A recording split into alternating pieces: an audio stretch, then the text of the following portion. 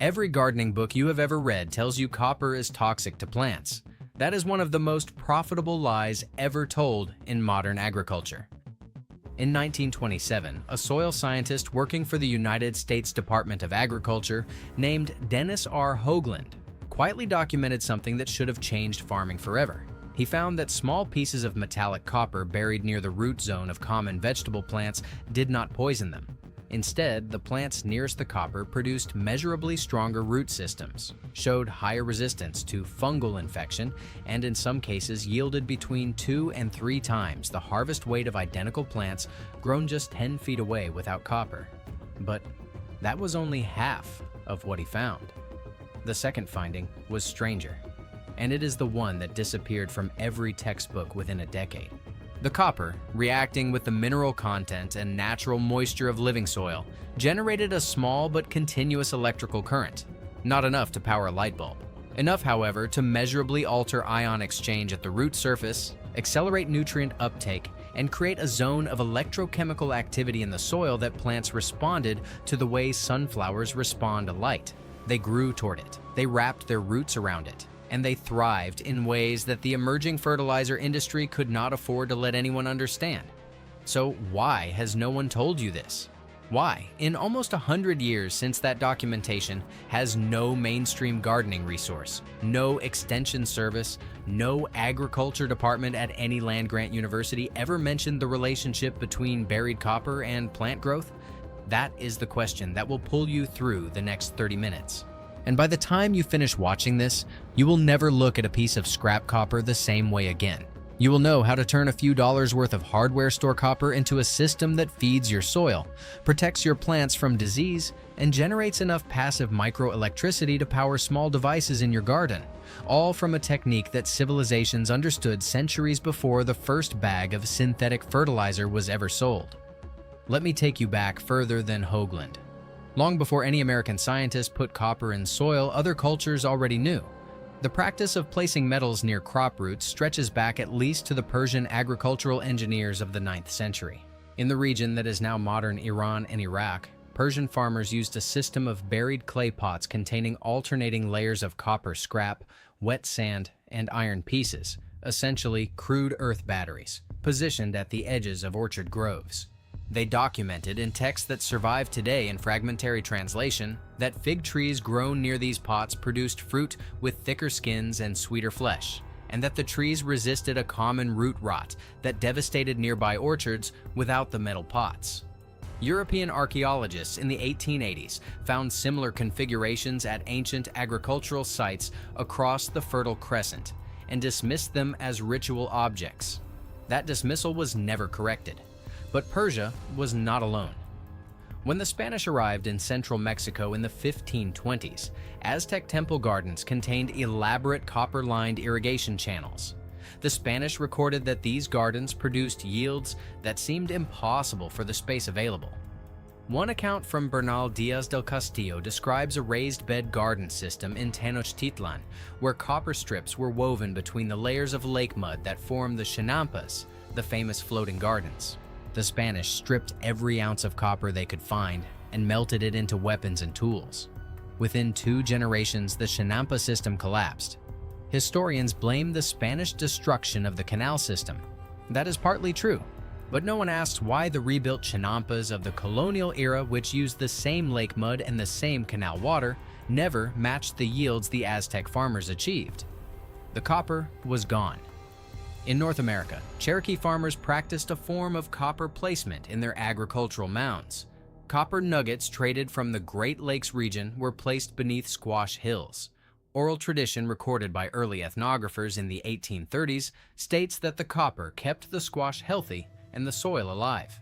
When the Cherokee were forcibly removed to Oklahoma in 1838, they carried seeds but could not carry their copper. The knowledge persisted in fragments among a few families, but was never written into any agricultural manual. Now, here is where the burial of this knowledge becomes deliberate. In the early 1900s, American agriculture was at a crossroads. Farmers still relied on centuries-old soil-building techniques, composting, cover cropping, mineral amendments, and regional knowledge passed down through families. The fertilizer industry was emerging, driven by massive chemical companies that had made their fortunes producing munitions during World War I and needed peacetime markets for their nitrogen, phosphorus, and potassium compounds. By 1920, companies like DuPont, Dow Chemical, and what would eventually become parts of the Monsanto empire were investing heavily in agricultural chemistry. They needed farmers to believe that soil was essentially a dead medium that required purchased inputs to produce food.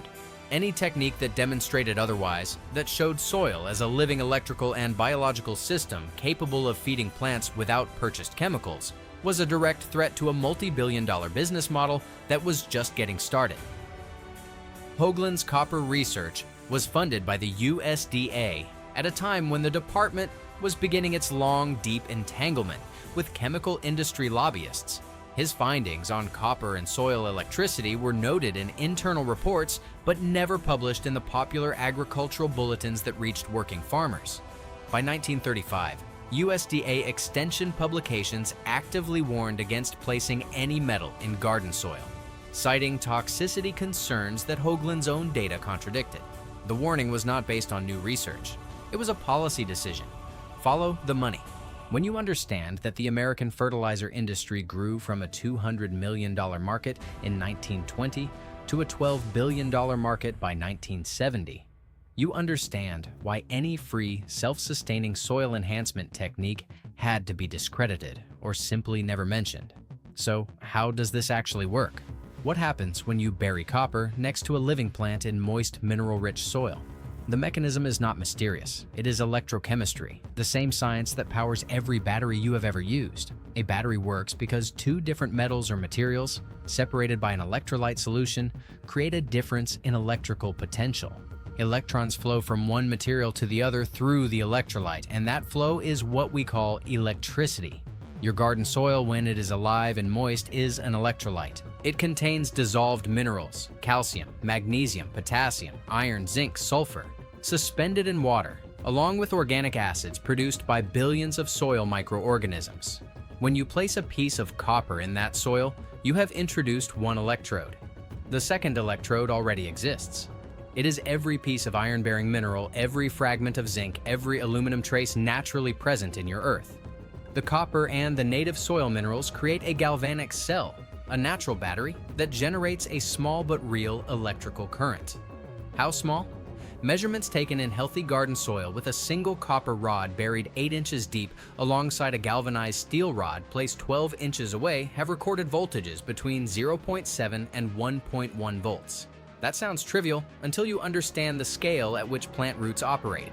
Root tip cells respond to electrical gradients measured in millivolts. A difference of just 50 millivolts across the root zone can alter which direction roots grow, how fast they extend, and how efficiently they absorb dissolved nutrients.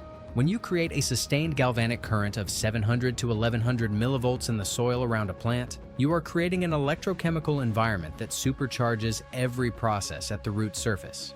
Ion exchange is the key. Plants absorb nutrients not as whole molecules, but as electrically charged ions. Positively charged cations like calcium, magnesium, and potassium, and negatively charged anions like nitrate and phosphate. The cell membranes on root hairs use tiny electrical pumps called proton pumps to pull these ions across the membrane and into the plant. These pumps run on the plant's own metabolic energy. But when the soil itself carries a mild electrical charge, the ions are already in motion. They are already being pushed toward the root surface by the galvanic gradient. The plant's proton pumps work less hard to achieve more uptake. It is the difference between paddling upstream and paddling downstream. The plant receives the same nutrients it would have received anyway, but it receives them faster, more completely, and with less metabolic cost. That saved energy goes directly into growth. More leaf area, more root mass, more flowers, more fruit. The numbers bear this out. In a controlled comparison conducted by electroculture researchers at the University of Helsinki in 2002, tomato plants grown in soil with buried copper-zinc electrode pairs produced 2.7 times the fruit weight of control plants over a single growing season. Root mass was 3.1 times greater. Brix readings, which measure sugar content and are a reliable indicator of nutrient density, were 42% higher in the copper-treated plants. These results were published in a Finnish agricultural journal with limited English language distribution. They have never been cited by any USDA publication or American Extension Service. And here is the second mechanism that no one talks about. Copper is a natural fungicide, not a synthetic one that kills soil life indiscriminately, but a targeted one that disrupts the cell membranes of pathogenic fungi while leaving beneficial mycorrhizal networks largely unaffected. When copper ions slowly leach into the surrounding soil, and we are talking about parts per million, trace amounts that would take decades to accumulate to any problematic level, they create a zone around the plant roots where damping off fungi, fusarium and pythium simply cannot establish. Your plants do not just grow faster, they stop dying from the diseases that ruin a third of home garden harvests every single year. This is not a minor benefit. This is the difference between a garden that struggles and a garden that feeds you. Now, you understand the mechanism. Let me show you the economics of why you were never supposed to learn it. The American home and garden industry generates approximately $48 billion in annual revenue. That number includes fertilizers, pesticides, fungicides, soil amendments, and so-called plant foods. The synthetic fungicide market alone, the chemicals sold to home gardeners to prevent exactly the diseases that a few dollars worth of buried copper prevents naturally, is worth $3.2 billion annually in the United States. Bayer, BASF, Syngenta, and Corteva control 87% of that market. Every bag of fungicide-treated soil, every bottle of copper-based spray sold at inflated prices, every systemic fungicide drench marketed to rose growers and tomato gardeners represents revenue that depends on you not knowing that a piece of copper pipe buried in the ground does the same job continuously, for free, for decades. The fertilizer economics are even more staggering. American homeowners spend an estimated $6 billion per year on lawn and garden fertilizers. The entire premise of purchased fertilizer is that your soil cannot feed your plants without it. But if the copper galvanic effect accelerates nutrient uptake from minerals already present in your soil, minerals that exist in virtually every soil type on Earth, then the foundational claim of the fertilizer industry is not just wrong. It is the most expensive lie your garden has ever been told. You have been paying every season for products that compensate for a problem that does not exist when the soil's natural electrical system is functioning. And the way to get that system functioning costs less than a cup of coffee. Think about what that means for your household. If you grow even a modest vegetable garden, you have probably spent $50 to $150 per season on fertilizers, fungicides, and soil amendments. Over 10 years, that is $500 to $1,500. Over a lifetime of gardening, it can exceed $5,000. Money spent to replace a function that a few scraps of copper would have provided for free. Every dollar you spent was a dollar someone else earned because this knowledge was kept away from you. Not by conspiracy in a shadowy room, by something simpler and more effective, economic incentive. It was more profitable to sell you the solution than to let you discover you already had one buried in the periodic table of elements. But not everyone forgot. And the proof that this works is not hidden in a Finnish journal or a demolished Aztec garden. It is alive today, growing in the soil of communities that never joined the chemical revolution. The Old Order Amish of Lancaster County, Pennsylvania, have maintained copper-amended garden beds for at least 4 documented generations. Amish garden practices are often described in vague, romanticized terms by outsiders, but the specifics are remarkable. Several Amish families in the Gordonville and Intercourse communities use what they call copper stakes, short lengths of copper pipe, 8 to 12 inches long, driven into the soil at the corners and midpoints of raised beds. They do not call it electroculture. They do not have a theory about galvanic soil currents. They simply know, from generations of observation, that beds with copper stakes produce more food and lose fewer plants to disease. When agricultural researchers from Penn State visited these gardens in 2009 as part of an heirloom seed study, they noted yields per square foot that exceeded commercial greenhouse production for the same varieties, grown outdoors, without irrigation systems, without any synthetic input of any kind. The researchers attributed the yields to soil organic matter and did not investigate the copper stakes. The Amish families, when asked, said their grandparents had taught them. That was enough. In the mountains of South Korea, Buddhist temple gardens have used copper-lined planting beds for centuries. The temples of the Jogye order maintain medicinal herb gardens where copper sheets are buried vertically along the bed edges. A study conducted by Chungnam National University in 2014 measured the essential oil content of perilla and wild sesame, grown in copper-lined beds versus control beds. The copper beds produced plants with 2.4 times the essential oil concentration. The researchers noted elevated microelectrical readings in the copper bed soil and concluded that the galvanic effect was enhancing secondary metabolite production, the plant's own medicinal compounds. That paper was published in Korean and has never been translated into English for a Western audience. And then there are the home gardeners of the electroculture movement itself, a quiet, growing community of people in the United States, Canada, Australia, and across Europe who have been documenting copper in soil results for over a decade. On forums and in private groups, they share photographs of side-by-side tests with meticulous records. One gardener in northern Alabama documented a 4-year trial with pole beans grown in identical raised beds, same soil, same seed, same watering schedule. The beds with copper pipe sections buried at 18-inch intervals produced an average of 2.9 times the weight of beans per plant. His soil tests showed no copper toxicity buildup even after 4 years. Another grower in British Columbia tracked her potato harvest across 3 seasons, alternating copper and non-copper beds to eliminate soil depletion variables. Her copper beds yielded an average of 6.2 pounds per plant versus 2.1 pounds in control beds. These are not laboratory results. They are kitchen garden results achieved by people with no funding, no institutional support, and no agenda other than feeding their families better. You have the history. You have the science. You have the proof. Now here is how you do it. Start with the copper itself. You do not need anything expensive or specialized. Standard half-inch copper pipe, the kind sold at any hardware store for plumbing, works perfectly. You can also use copper wire of at least 12 gauge thickness, copper grounding rods, or even scrap copper plumbing fittings. Avoid copper-coated steel, which is sometimes sold as copper pipe. Test it with a magnet. Real copper is not magnetic. If the magnet sticks, it is steel with a copper wash and will not work for this purpose. You need about 8 to 12 inches of copper per planting station and 1 station per plant for large plants like tomatoes, peppers, squash, and beans.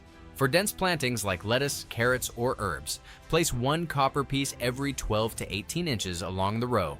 Cut your copper pipe or rod into 8-inch sections. You do not need to polish it or clean it. Oxidized copper, the green patina that forms on old copper, actually accelerates the initial ion release into the soil, so old copper is as good as new copper.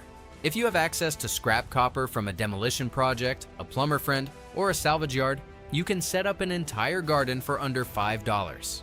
Now, here's the step that separates people who get results from people who get frustrated. You need a second metal. Copper alone in soil will release beneficial ions, but to generate the galvanic current that accelerates nutrient uptake and root growth, you need a dissimilar metal to complete the electrochemical cell. The easiest and cheapest option is a galvanized steel nail or a short piece of galvanized pipe. Galvanized steel is coated in zinc. Copper and zinc are the same pairing used in a standard voltaic cell, the most reliable battery chemistry known to science. Take a 6-inch galvanized nail and drive it into the soil 4 to 8 inches away from your copper section. Both metals should be buried with at least 6 inches of contact with moist soil.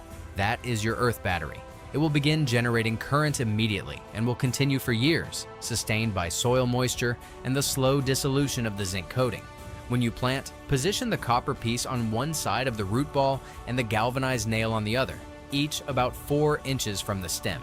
The roots will grow directly toward the copper as the plant responds to the ion gradient. Within 7 days, if you were to carefully excavate one test plant, you would see fine root hairs already orienting toward the copper. At 14 days, the root mass on the copper side will be visibly denser than the opposite side. By 30 days, the plant itself will show the difference above ground. Thicker stems, darker green leaves, and in flowering plants, earlier bud formation. The most common mistake people make is using too much copper in too small a space. More is not better. If you pack copper throughout the root zone, you can create localized copper concentrations high enough to inhibit root growth, and this is what the toxicity warnings are actually based on. But at the spacing I have described, 1 8-inch copper section per plant, positioned 4 inches from the stem. The copper concentration in the soil will remain well below the threshold where any inhibition occurs. Soil tests conducted by home electroculture practitioners consistently show copper levels between 8 and 15 parts per million in these configurations, well within the range that the EPA classifies as normal background levels for agricultural soil. The toxicity narrative applies to industrial contamination, where copper concentrations exceed 200 parts per million. What you are doing is not even in the same category. Here is what you will notice over a full season. Your plants will be larger. That is the first and most obvious result, but pay attention to the subtler signs. Look at the leaves. Plants grown with copper galvanic enhancement tend to produce leaves with a deeper, almost blue-green color. This indicates higher chlorophyll density, which means more efficient photosynthesis, which means more sugar production, which means better tasting fruit and vegetables. Squeeze a tomato from a copper-enhanced plant and one from a standard plant. The copper-enhanced fruit will be firmer, with thicker walls and more gel around the seeds. It will taste sweeter. This is not subjective. It shows up in Brix readings. You can buy a refractometer for about $20. It is the single most useful tool a home gardener can own, and measure the sugar content yourself. A standard garden tomato might read 6 to 8 Brix. A copper-enhanced tomato will routinely read 10 to 14 Brix. That is not a subtle difference. That is a fundamentally different food. By the end of your first growing season, you will also notice something about your soil that no fertilizer has ever achieved. Earthworm activity around the copper stations will increase dramatically. The mild galvanic current creates a zone that earthworms are attracted to. They navigate partly by electrical gradients in soil, a fact that has been documented since Darwin's own earthworm studies in the 1880s. More earthworms mean more castings, more aeration, more biological nutrient cycling. The copper is not just feeding your plants. It is building a self-sustaining soil ecosystem that gets better every year you leave it in place. Now that you understand what one piece of copper can do, let me show you what becomes possible when you start thinking in systems. The copper zinc earth battery in your garden produces roughly 0.8 to 1.1 volts per cell. A single cell will not power anything useful beyond enhancing plant growth, but connect 4 cells in series, 4 copper rods, 4 galvanized nails linked by short lengths of copper wire, and you have a soil battery producing 3.2 to 4.4 volts. That is enough to trickle charge a small rechargeable battery, run a soil moisture sensor, power a low-voltage LED nightlight along a garden path, or drive a small solar pump assist for a rain barrel system. Homesteaders in off-grid communities have built arrays of 20 or more earth battery cells, generating enough sustained voltage to maintain charge on a 12-volt deep cycle battery that powers electric fencing, security lighting, or radio equipment. The electricity comes from the ground. It costs nothing after initial setup.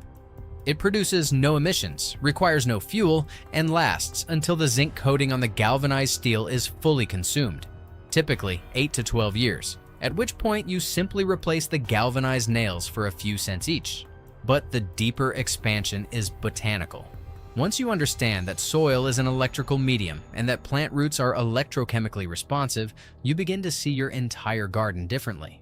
The copper galvanic principle works with virtually every food crop, but some respond with particular intensity. Brassicas, cabbage, broccoli, kale, Brussels sprouts show root mass increases averaging 3.4 times over controls. Alliums, onions, garlic, leeks produce bulbs with measurably higher sulfur compound concentrations, which means stronger flavor and more potent medicinal properties. Legumes fix nitrogen faster in electrically active soil because the rhizobium bacteria in their root nodules are themselves electrically sensitive organisms that increase activity in galvanic environments.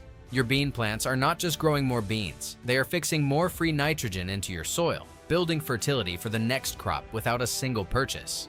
And then there are the perennials. Fruit trees respond to copper enhancement on a timescale that rewards patience. An apple tree planted with a copper zinc cell at its root zone will not show dramatic differences in its first year. But by year 3, the root system will have expanded into a galvanically enriched zone that extends well beyond the original placement. By year 5, you will see the difference in fruit set. More blossoms, heavier fruit, fewer fungal problems. By year 10, you will have a tree that outproduces its neighbors by a margin that looks impossible unless you understand what is happening underground. The copper does not wear out. In living soil, it oxidizes slowly, releasing trace ions at a rate that matches what the surrounding biology can use. Your grandchildren could harvest from that tree, still benefiting from the copper you placed in the ground today. This is what they do not want you to see. Not because any single company or agency sat in a conference room and decided to hide copper from home gardeners. The suppression is more efficient than that. It is structural. When the entire infrastructure of agricultural education, product development, and gardening media is funded by companies that sell inputs, any knowledge that eliminates the need for inputs simply has no champion. No one pays to promote free solutions. No one funds university research into techniques that cannot be patented.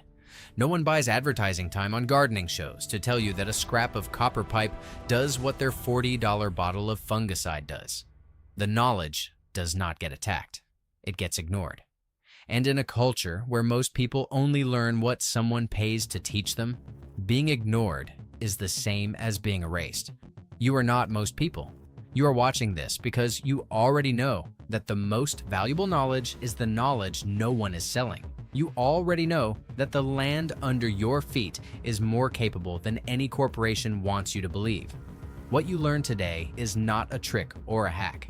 It is a fundamental principle of how soil and plants work together, a principle that ancient civilizations understood, that modern science has quietly confirmed, and that the economics of industrial agriculture require you to never discover. But you did discover it.